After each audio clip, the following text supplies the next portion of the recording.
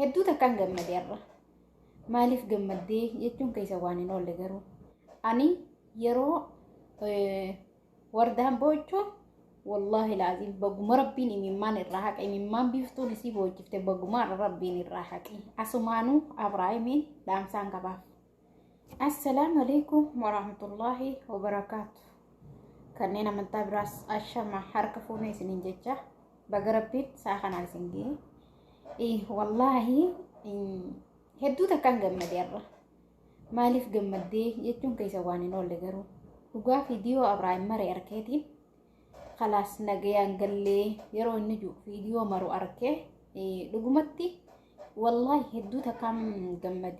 Maaliif jennaan Oromoon yeroo ati gabbaatee viidiyoo martee rakkina keessaan jireette si iyyaafatti homantii si barreessiti. Garuu gaafa namni tokko dhabame deebitanii naman barbaadan isin Oromoon dhugaa rabbi. Maaliif jennaan alhamdulillahi rabbil aalamiin rakkina dila san keessa ture rakkina hammana hin jaamne san keessa tureeti har'a gurbaan kun nagayaan karaa biyyaa galee. Wallahi ani asumaanuu Abrahaamiin dhaamsaan qabaaf. Rabbiin haadha mana keetis rabbiin laaftumatti rakkoota akka malee si duuba rabbi si haa fidu. Akkasumaatis gana gara biyyaatiin biyyarraa hin deemette wallahi waa tokko sammuu ta'e keessatti illee yaadini biyya teenya nagayaan jiraadhu.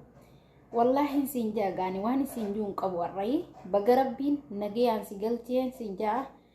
Akkasuma wallahi ani yeroo wardaan boochoo imimmaan hin qabachuu dadhabe dhugaa rabbiin baguma isii tana wallahi laazim baguma rabbiin imimmaan irraa haqa imimmaan biftuun isii boochifte baguma rabbiin irraa haqe.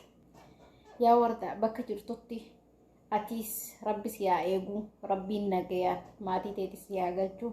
Ankanumaan siin jechuudha dhufee wallahi anillee hedduu takka biizii dalagaan nagooteen akkasitti isinirraa badee sanuma gaa wallahi rabbiin baga si gammachiise gammachuu zalaalam si haa godhu siin jaa inshaallah waggaa takka guutuu rakkattee ta'abdee alhamdulillahi rabbil aalamiin akkuma gartee ba'ad usra yusra jaansanitti ilmi namaa hundinuu kan rakkina keessa jiru keessumaa baha rakkina.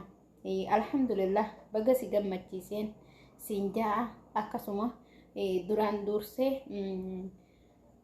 akkasuma gaa maqaa isaallee hin beeku sheekticha isa fayyise sanillee rabbiin umurii isaa dheereessu rabbiin isaa haa eegu.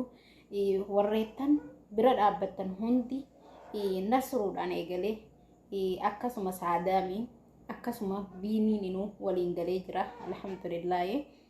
Rabbiin bakka jirtanitti isin wajjaa jiraatu rabbiin isin haa eeguun isiniin jaabbileeyyan kiyya gammadaan isiniin jaagaa kun warra alhamdulillahi rabbil aalamiin baga rabbiin isin gammachiise waan ka viidiyoo biraatii walitti dachaanutti nagayaan nuuf tura.